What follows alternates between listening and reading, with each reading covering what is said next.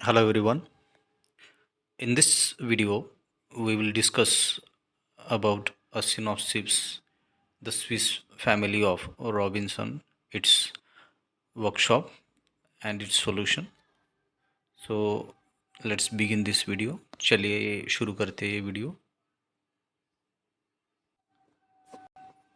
As you can see, the first question here: two separate words combined together to make a new word with a different meaning.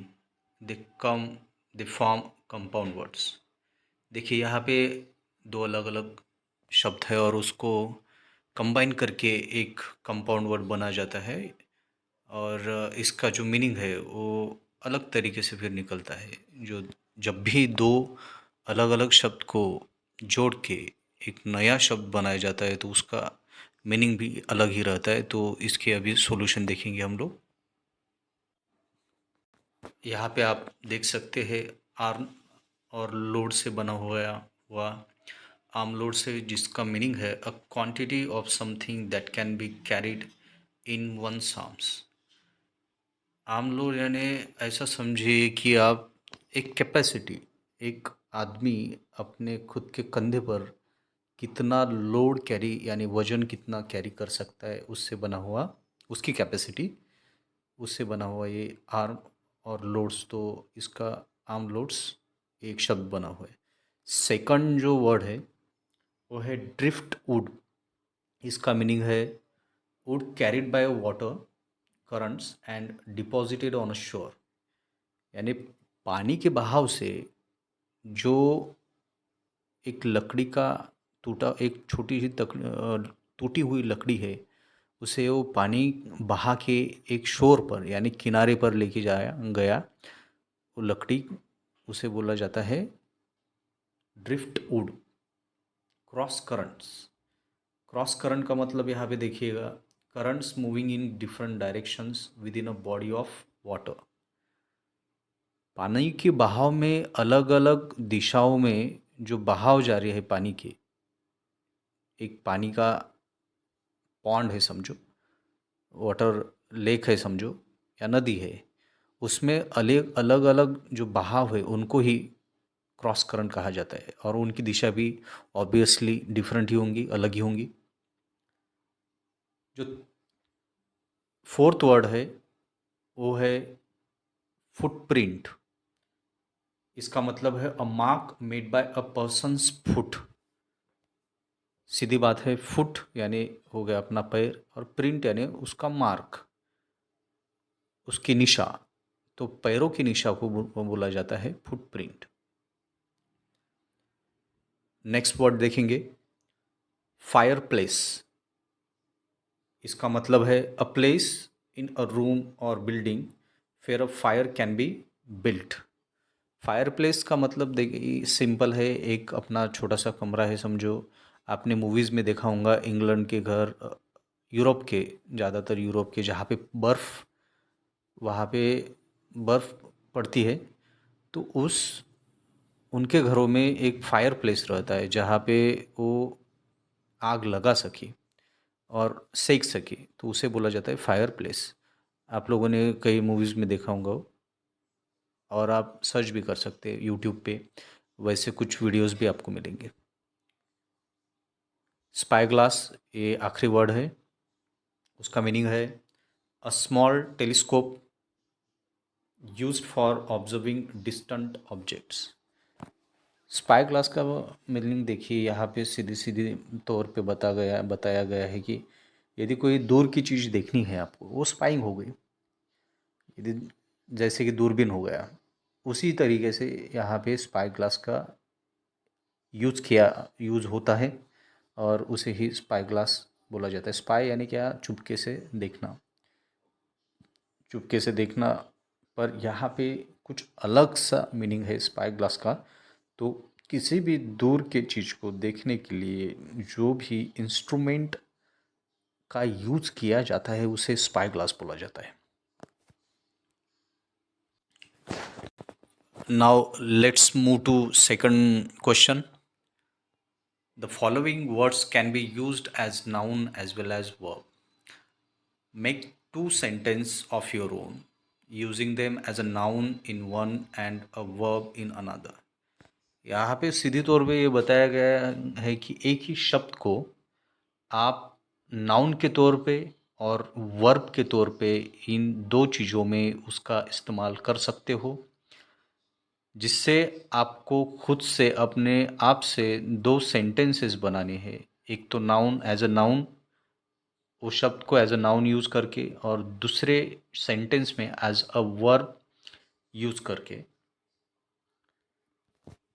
तो यहाँ पे एक example भी दिया है, वो देखते हैं। होल्ड, होल्ड यानी पकड़ना होता है। तो पहले सेंटेंस में नाउन कह के उसे नाउन के तौर पे उसे यूज़ किया गया है, वो भी देख लेते हैं। पहला सेंटेंस जो है, she has a strong hold over her children, यानी उससे उसके उसे अपने बच्चों के ऊपर अच्छे से होल्ड है, यानी पकड़ है। जो भी वो कहेंगे वही उसके बच्चे करेंगे, इसका मतलब ऐसे है। और बी में verb let me hold the bag for you, दूसरे सेंटेंस में हमें होल्ड का यूज़ एज अ वर्ब किया गया है, और वहाँ पे इस सेंटेंस का जो मीनिंग है वो let me hold your bag for you, मुझे आपके लिए आपकी बैग पकड़ने दो, ऐसा इसका मीनिंग है। तो चलिए let's move to its solution. As you can see, there is a solution of each question now provided on the screen. B B में देखिए, वैल्यू ए एक वर्ड दिया गया है जिसका नाउन एज अ नाउन करके पहले इसमें यूज़ किया गया है। The antique waves is of great value, जो पुरानी बातें होती है उनकी बहुत कीमत होती है। यहाँ पे नाउन के तौर पे वैल्यू का इस्तेमाल किया गया है। और दूसरे इसमें देखते हैं तो वर्ब, एज अ वर्ब देखिए, वी वैल्यू योर ओपिनियन, हम आपके ओपिनियन की कीमत करते हैं, वैल्यू करते हैं।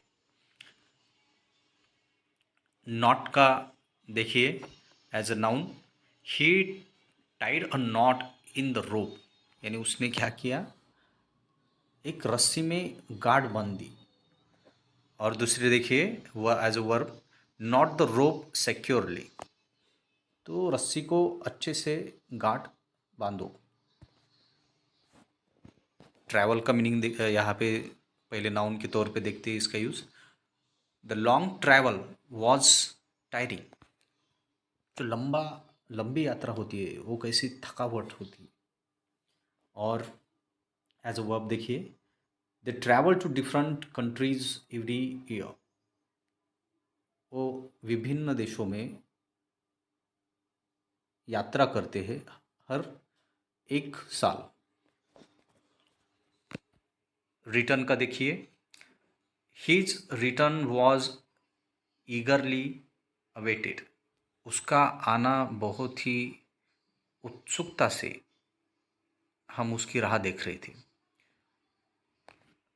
अभी वर्ब देखिए, please return the book tomorrow, कृपया मेरी जो पुस्तक है वो कल वापस कर दीजिएगा, ऐसा यहाँ पे बोला गया है। रिच का देखिए, the swimmer was with in the reach of the shore, जो तैराकू है वो पहुँच में ही था, यानी वहाँ तक हम पहुँच सकते थे, शोर तक पहुँच सकते थे, ऐसा इसका मतलब है। और she reach out to help her brother, और वो उसके भाई की मदद करने वहाँ पे गई। नॉक का मीनिंग देखिए, the knock on the door startled me, यहाँ पे the knock on the door startled me, उसे स्टार्टल किया यदि जिसने भी जब भी नॉक किया तो। प्लीज़ नॉक बिफोर एंटरिंग, अभी यहाँ पे क्या बता गया है कि प्लीज़ नॉक करिएगा आने से पहले, अंदर आने से पहले। अटैक का मीनिंग देखिए यहाँ पे पहले as a noun, the enemy launched a surprise attack, enemy ने क्या किया, एकदम से ही अटैक कर दिया। एज अ वर्ब देखिए, the dog attacked the intruder. Intruder का मीनिंग है घुसपैठिया। तो कुत्ते ने उस घुसपैठिए पे क्या किया, अटैक किया। मार्क का नाउन के तौर पे देखिएगा, देर is a mark on the wall. भिंत पर क्या है, वहाँ पे दीवार पे क्या है, एक मार्क है। Mark the important points in the text. और यहाँ पे जो टेक्स्ट में जितने भी इम्पोर्टेंट पॉइंट्स है उनको मार्क करने की बात की गई है। तो इस तरीके से इसका। चलिए अभी थर्ड क्वेश्चन देखते हैं। Given a mixed order below are some good human attributes. यहाँ नीचे में कुछ एट्रीब्यूट्स दिए, अच्छे एट्रीब्यूट्स दिए। एट्रीब्यूट्स का मतलब होता है अच्छे गुण ऑफ द फैमिली। और किस चीज़ के दिए हैं, फैमिली के दिए हैं। Pick out each from the box and write it against each line that reflects it. तो उसमें से हर एक हमें चुनना है और जो लाइनें दी है नीचे उनके सामने वो रखने हैं। तो चलिएगा इसका भी हम सॉल्यूशन देखते हैं। यहाँ पे फर्स्ट है, the father told fridge the guards would make excellent bowls and spoons and they cut them into various utensils. Father ने बताया है फ्रिज को, एक गॉड्स नाम का जो व्यक्ति है वो अच्छे से कुछ चीज़ें बनाता है। बाउल्स यानी छोटे छोटे सब्जी लेने के लिए जो छोटे छोटे बर्तन होते हैं, उसके बाद में स्पून्स यानी चम्मच होते हैं, वो बनाता है। तो ये इसका जो मीनिंग है, ये रिसोर्सफुलनेस के लिए यहाँ पे वो शब्द अप्रोप्रिएट है। सेकंड देखिए, after some days Elizabeth inform that she wanted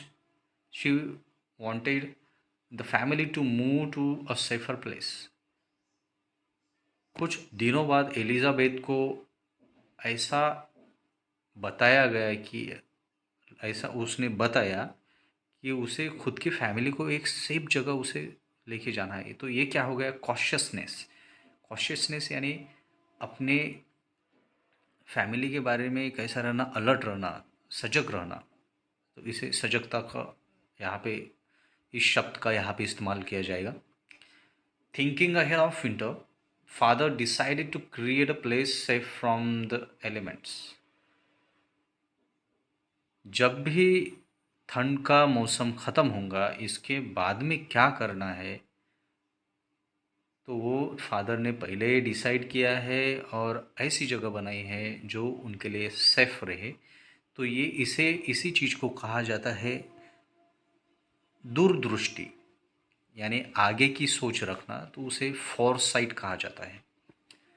father taught the boys geometry and how to use triangles to measure big objects.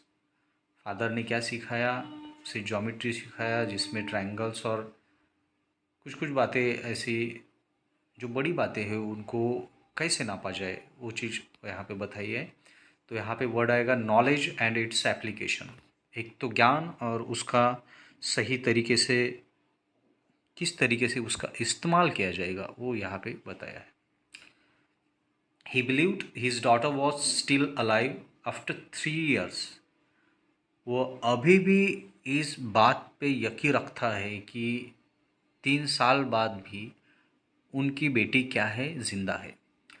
तो यहाँ पे जो शब्द है वो आएंगे humanity and sensitivity. 10 years had passed and the young boys grew to be young men and their parents were proud of them। क्या हुआ यहाँ पे, 10 साल बीत गए, जो छोटे बच्चे थे वो अभी बड़े बड़े बड़े हो गए और इसी बात का उनके फैमिली को, उनके परिवार को इस बात का उन्हें गर्व है। तो यहाँ पे जो शब्द आएगा वो होगा family bonds. Fritz felt that someone needed his help and he was determined to find the sender. Fritz को क्या लगा कि उसे किसी की तो ज़रूरत है, किसी को उसकी ज़रूरत है, और इसीलिए उसने ये तय किया कि उसे, जिसने भी ये मुझे सेंड किया है, क्या मदद का एक मैसेज, तो उसे वो ढूंढ के रहेगा। इसे बोला जाता है करेज एंड डेयरिंग। तो ये वर्ड यहाँ पे अप्रोप्रिएट है।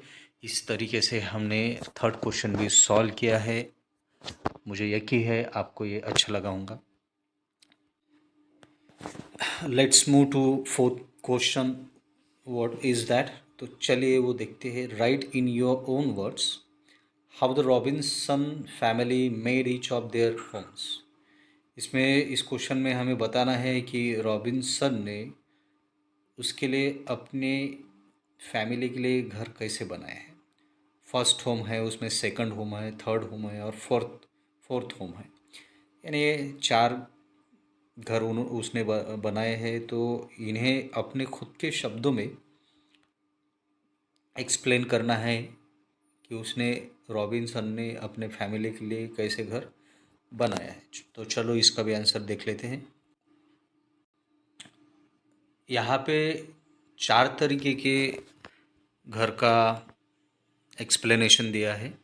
उसमें पहला है अ टेंट, दूसरा है अ ट्री हाउस, तीसरा है अ केव होम, और चौथा है अ स्ट्रॉन्ग ट्री होम। तो पहला देखते हैं और उसका एक्सप्लेनेशन भी देखेंगे।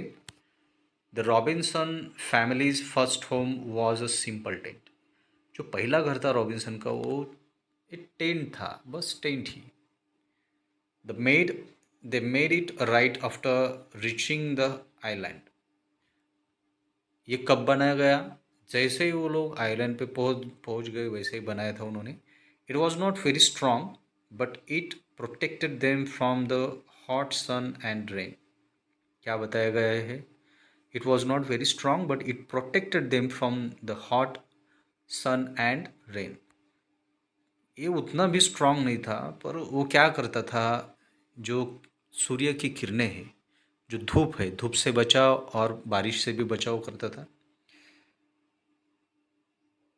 They used soft grass to make their beds comfortable. उन्होंने क्या किया? बेड बनाए। किस चीज़ के? तो घास के। सेकंड इसमें देखिए, सेकंड उसका जो होम है, अ ट्री हाउस है। The Robinson family's second home was a tree house. सीधी बात है, ट्री हाउस था उसका second home. They built it up on a big tree to be safe from wild animals. देखिए यहाँ पे कौन सी बात महत्वपूर्ण है? तो उन्होंने क्या किया? दे बिल्ट इट अप, ऊपर बनाया, हाई अप, थोड़ा सा ऊपर, अच्छे से ऊपर बनाया, ताकि वो सेफ रह सके। किन से? तो वाइल्ड एनिमल से, जो जंगल में जंगली प्राणी होते हैं, जो जानवर होते हैं, उनसे। They used strong branches of the tree to make the floors of their tree house. उन्होंने किस चीज़ का यहाँ पे यूज़ किया है? तो स्ट्रॉन्ग ब्रांचेस, जो पेड़ के मजबूत टहनियाँ होती है, उनका यहाँ पे उन्होंने इस्तेमाल किया है ये टेंट हाउस बनाने में, ये ट्री हाउस बनाने में। थर्ड होम है a cave home. For the third home the Robinson family chose a cave. Cave यानी गुफा, जो पत्थर से बनाई निसर्ग से बनती है।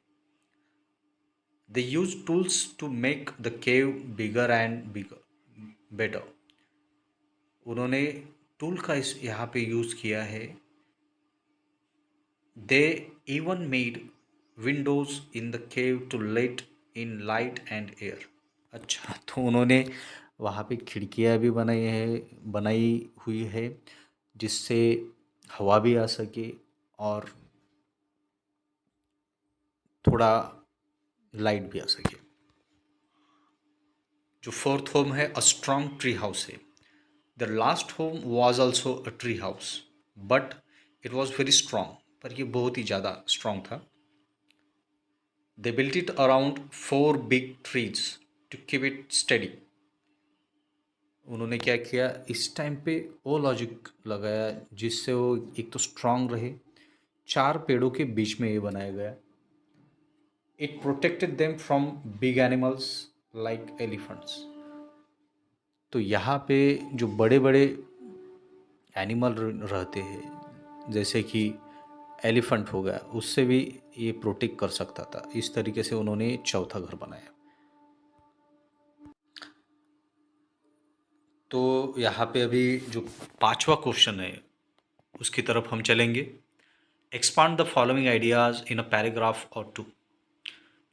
जो नीचे दिए गए आइडियाज़ है उन्हें आपको एक तो पैराग्राफ में उसे एक्सप्लेन करना है, एक्सपांड करना है, उसे विस्तारित करना है। पहली आइडिया है where there is a will there is a way, और दूसरी आइडिया है, यानी पहले इसका एक पहला भी देखेंगे दूसरा भी देखेंगे, courage and resourcefulness are the keys to overcome problems. ये दो है, चलो वो भी देख लेते। पहला है फिर there is will there is a way, यानी जहाँ पे इच्छा है, इच्छा शक्ति है, तो वहाँ पे क्या है, राह है। इसका इसे हम एक्सपांड करेंगे। एक्सपांड करना यानी उसको विस्तारित करना। The saying where there is a will, there is a way is a profound statement that underscores the power of human determination. ये profound यानी बहुत बड़ी बात है, स्टेटमेंट है। और अंडरस्कोर का मतलब है ये किस बात पर ज़्यादा स्ट्रांग। अंडरस्कोर का मतलब होता है कि उस बात पर ज़्यादा प्रेशर डालना यानी महत्वपूर्ण, महत्व देना। तो किस बात को ये महत्व देता है या किस बात के लिए ये बोला गया है, तो ये बोला गया है कि power of human determination. Determination का मतलब है निश्चय, निश्चय। तो मनुष्य के निश्चय की पावर को ये फ्रेज जो दिया गया है, फिर there is a will there is a way, ये उसके निश्चय के पावर को निहित करता है। It signifies that with a resolute mind and a steadfast purpose, individuals can overcome any obstacle. It signifies that, ये क्या सिग्निफाई करता है, क्या हमें बताता क्या है। विथ अ रिजोल्यूट माइंड यानी निश्चित, एकदम कन्फर्म वाला। रिजॉल्व किया है ना, हमें निश्चय किया है ना, तो निश्चय, निश्चित मन, निश्चय किया हुआ मन, एंड स्टीड फास्ट पर्पस, सीधा, अब उससे ना हटेंगे पर डट के रहेंगे। Individual can overcome any obstacle. हर कोई व्यक्ति, चाहे कोई भी अड़चन हो, चाहे कोई भी मुसीबत हो, उसे सुलझा सकता है। ओवरकम का मतलब है उसे सुलझाना। No matter how challenging a situation may appear. इससे कोई फर्क नहीं पड़ता कि सिचुएशन कितनी चैलेंजिंग है। A strong will can ignite the spark of creativity and ingenuity. जो स्ट्रांग माइंड जो होता है वो क्या करता है, आपको एक मजबूत बना देता है। Leading to innovative solution. इससे क्या मिलता है हमें, इनोवेटिव यानी नया कुछ तरीका मिल ही जाता है। क्यों मिलता है, क्योंकि हमें जो प्रॉब्लम है, जो सिचुएशन है, उसको हल तो करना ही है, तो इसके लिए कोई ना कोई रास्ता ढूंढना ही पड़ेगा। It is a testament to the human spirit's capacity to preserve and triumph in the face of adversity. यहाँ पे कुछ शब्द आपको डिफ़िकल्ट लग सकते हैं, पर आपको मैं यहाँ पे बता दूँ कि कुछ हर इसका हम यहाँ पे एक्सप्लेनेशन देंगे। इट इज़ अ टेस्टामेंट, एक उदाहरण है, उदाहरण के तौर पर है। टेस्टामेंट का मतलब होता है उदाहरण। To the human spirit's capacity, किसका उदाहरण है? ये ह्यूमंस के स्पिरिट का, उसके जज्बात का, उसके जज्बे का ये एक उदाहरण है।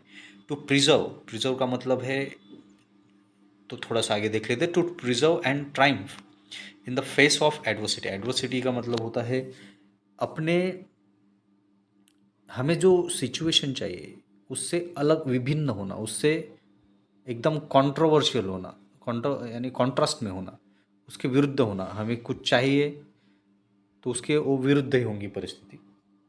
और प्रिजर्व, प्रिजर्व करना यानी वो चलाते रहना, चलाते रहना। ट्रायम्फ का मतलब है विजय।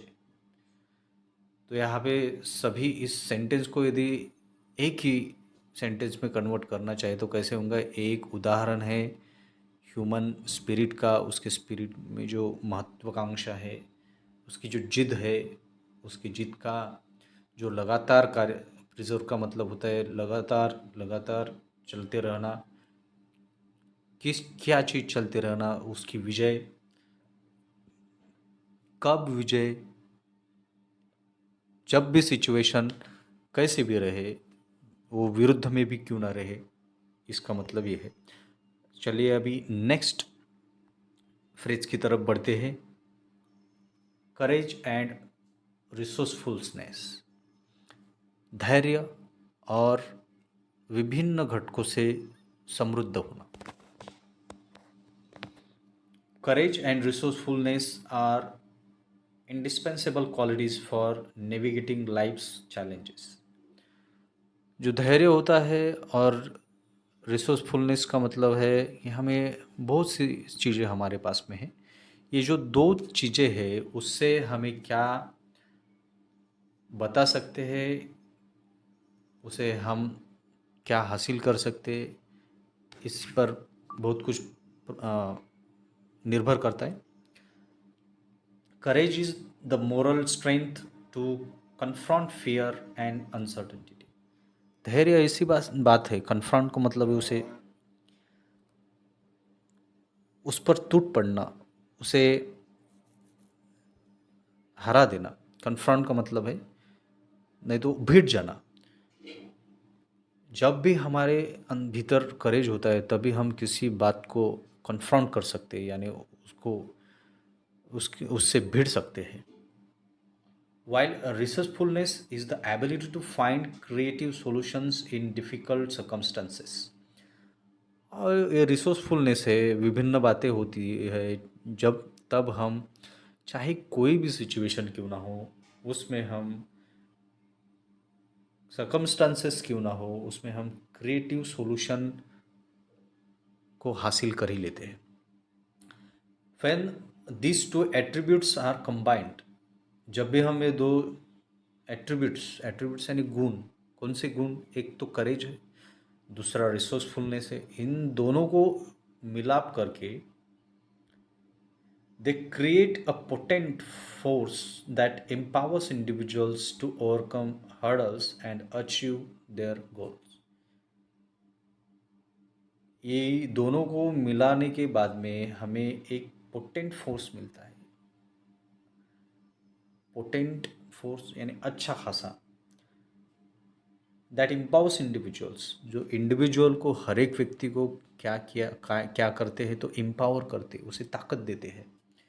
किस चीज़ के लिए? To overcome hurdles and achieve their goals. Overcome का मतलब है उससे ऊपर जाना, उस बात को हमें सुलझाना। क्या ओवरकम करता है? हर्डल्स यानी मुसीबत, difficult situation, and achieve their goals. और उसी से फिर ये एक बार तो उस चीज़ हल हो गई तो हमें क्या मिलेगा? अपना गोल मिलेगा। By fostering courage and resourcefulness, one can develop a resilient mindset and approach life's obstacle with confidence and determination। By fostering courage, fostering का मतलब होता है उसको बढ़ावा देना। किस चीज़ को? अपने धैर्य को। एंड रिसोर्सफुलनेस, दो चीज़ों को बढ़ावा देना है, एक तो अपने धैर्य को, और रिसोर्सफुलनेस यानी हमारे पास में छोटा सा ज्ञान है, समझो हमें मैथ्स का नॉलेज है तो उसमें और ऐड करना, उसे बोला जाता है रिसोर्सफुलनेस। ज़्यादा से और बढ़ाते जाना, और बढ़ाते जाना। One can help to resilient mindset resilient mindset बनाने के लिए तो ये सब चीज़ें की जाती है। रेजिलेंट माइंडसेट यानी ना डगमगाने वाला अपना मन, and approach life's obstacle with confidence and determination. और उसी से तो हमें अलग अलग अप्रोचेस मिलते हैं जीवन में, जिससे हम अलग अलग ऑब्स्टेकल्स जो अड़चन है उनको सुलझा सके। कैसे? With confidence and determination, with दृढ़ निश्चय से और अपने धैर्य से। वो था फिफ्थ क्वेश्चन का आंसर। अभी सिक्स्थ क्वेश्चन देख लेते हैं। इंडिविजुअल प्रोजेक्ट है उसमें। Choose any novel book that you enjoyed. कोई भी एक नॉवेल और एक बुक को सिलेक्ट करना है, चूज़ करना है आपको। और prepare synopsis of the novel. It should include the major events and the link between them as described in the novel। उसमें कुछ चीज़ें सिलेक्ट करनी है, इंक्लूड करनी है, समाविष्ट करनी है जो कि मेजर इवेंट्स हो। मेजर इवेंट्स तो होनी चाहिए, उसमें लिंक भी हो और वो अच्छे से डिस्क्राइब कर सके। You may prepare a chapter wise outline first. आप आउटलाइन भी पहले एक छोटा सा ड्राफ्ट भी प्रिपेयर कर सकते हो। And then put the outlines together to write a brief synopsis. और उसके बाद में जो जो आपने आउटलाइन बनाई है उसी के आधार पर आप एक सिनॉप्सिस बना सकते हैं। तो चले इसका भी हम सॉल्यूशन देखेंगे। हमने यहाँ पे सिलेक्ट किया हुआ है Oliver Twist, a tale of hard times. कठिन समय में ये कुछ बातें हुई है, उसकी ये टेल है, उसकी एक कहानी है। तो चलिए वो देखते हैं। Oliver twist is a classical novel by Charles Dickens that paints a grim picture of life in London during the 19th century। ये जो ओलिवर ट्विस्ट है ये क्लासिकल नॉवेल है। किसकी है? ये चार्ल्स डिकेंस की है, जो ग्रिम पिक्चर बताती है। ग्रिम यानी खिन्न, यानी कुछ अच्छा खासा टाइम नहीं था, वो ख़राब टाइम था।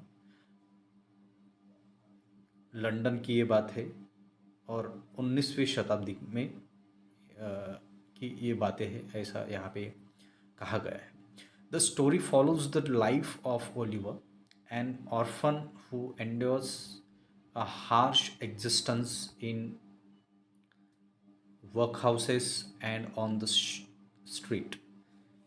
ये ओलिवर के बारे में की कहानी है, जो एक ऑर्फन है। ऑर्फन का मतलब होता है जिसका कोई है नहीं। Who endorse a harsh existence, जिसे एकदम हार्श एग्जिस्टेंस मतलब उसको बहुत कठिन परिस्थिति में से गुजरना पड़ा है। In work house and on the street. कहाँ पे? एक तो जहाँ पे काम करता था वहाँ पे, और स्ट्रीट पे यानी रास्ते पे भी रहना पड़ता होगा। ये अभी आगे की जानकारी में हम समझ लेंगे। Born into poverty, Oliver's life is marked by cruelty and neglect। गरीब घर में इसका जन्म हुआ और उसके लाइफ को क्रूअल्टी मिली, यानी उसे क्रूरता का सामना करना पड़ा। एंड निग्लेक्ट्स, उसे नाकारा भी गया। ही escapes a life of servitude and hardship only to fall into the clutches of criminal gang। देखिए इसने क्या किया। ही escaped a life of servitude and hardship। उसने छोड़ दिया, उससे बाहर आ गया, उसे वो भाग गया। किस चीज़ से? सर्विट्यूड यानी गुलामी का जीवन, गुलामी, और हार्डशिप यानी कठिन, जहाँ पे कठोर मेहनत करनी पड़ती हो। ऐसे दोनों भी लाइफ से उसने मुंह मोड़ा, वो भाग गया वहाँ से। और only to fall into the clutches of criminal gang. और ये कहाँ पे आके फंस गया? तो क्रिमिनल गैंग जो थी उनके पकड़ में आ गया। Despite facing numerous challenges, Oliver's innocence and determination shine through as he navigates the dark underbelly of London society. Despite का मतलब है इसके बावजूद उसने न्यूमरस चैलेंजेस, बहुत से चैलेंजेस को फेस किया। Oliver's innocence and determination shine through as he navigates, उसका जो इनोसेंस था और उसने जो ठाना हुआ था वो चीज़ें हमेशा उसे सहायता करती रही। He navigates the dark underbelly of London society, उसने हर चीज़ देखा वहाँ पे डार्क सोसाइटी, लंदन में क्या क्या अपराध हो रहे, अपराध तो नहीं बोला जा सकता, पर ऐसी चीज़ें जो सही नहीं है। Through Oliver's experiences, Dickens exposes the social injustice and hard living conditions prevalent in Victorian England. यहाँ पे क्या बताया गया, डिकेंस ने वहाँ पे एक्सपोज करना ने उसे प्रदर्शित करना, लोगों के सामने लाना। लोगों के सामने क्या लाया? सोशल इनजस्टिस लाया। जो समाज में इनजस्टिस था, वो अन्याय था, वो सामने लाया। हार्श लिविंग, कठिन जीवन, प्रिवेलेंट इन विक्टोरियन इंग्लैंड, वो तब के विक्टोरियन इंग्लैंड। विक्टोरियन का मतलब हमें ये भी समझ सकते हैं जो खुद को विजयी मानता था, उसी देश में ऐसी वहाँ का जीवन था। The novel is a powerful indictment of the work house system and child labour, and it offers a glimpse into the lives of the marginalized and oppressed. ये जो कादम्बरी है ये पावरफुल है, जो बताती है हमें कि वहाँ का जो परिस्थिति थी, वर्क हाउस की हो, जहाँ पे काम करते हो, या छोटे बच्चे काम करने वाले हो, उनके जीवन को ये प्रकाशित करता है, वहाँ यहाँ पे बताता है। और ये सभी मार्जिनलाइज एंड ऑप्रेस्ड ही तो थे। मार्जिनलाइज्ड एंड ऑप्रेस का मतलब है कि ऐसे जो बच्चे जिन्हें दबाया जाता है, कुचला जाता है, अपने खुद के लिए इस्तेमाल किया जाता है, स्वार्थ के लिए इस्तेमाल किया जाता है। Oliver twist is a novel that profoundly impacted me. यहाँ पे क्या बताया गया है, ये ओलिवर ट्विस्ट की जो नोवेल है, प्रोफाउंडली यानी बहुत ज़्यादा मुझे इम्पैक्ट करा है उसने। It is shocking to imagine a world where children are treated with such brutality and disregard. ये शॉकिंग ही बात है ना, टू इमेजिन करने के लिए ऐसे विश्व की जहाँ आपको चिल्ड्रन को इस तरीके से ब्रुटैलिटी से, क्रूरता से, और उसे कुछ भी ना समझ के यूज किया जाता है। The characters, especially the cruel Mr Bumble and the cunning Fagin, are unforgettable. Unforgettable means उन्हें भूला नहीं जाता। कौन सी कैरेक्टर है? वो है cruel Mr Bumble and cunning Fagin.